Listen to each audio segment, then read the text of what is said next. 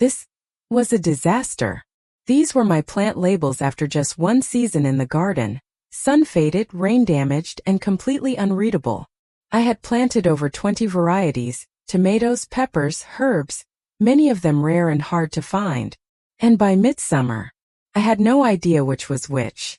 I mixed up the cherries with the beefsteaks, the hot peppers with the sweet ones.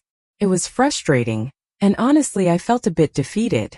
First, I thought this was just my problem, but then I talked to other gardeners and realized how common this is.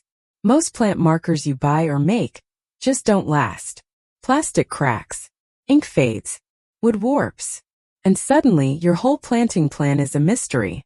We spend weeks planning, planting, watering, pruning, only to lose track because of a 20-cent tag that couldn't survive the sun. Honestly, that's kind of crazy, so I decided to fix it once and for all.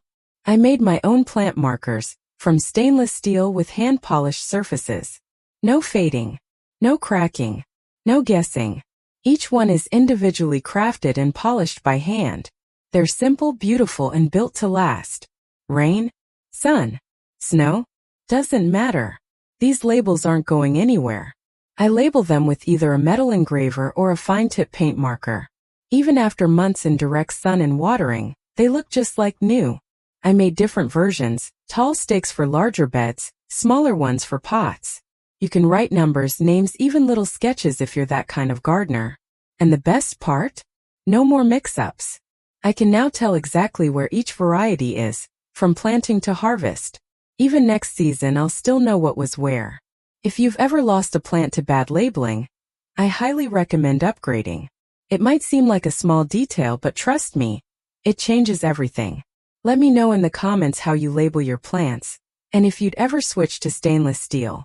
And if you want to see how I actually make these from scratch, hit that like button, and I'll show you in the next video. Thanks for watching, and happy gardening, seedling!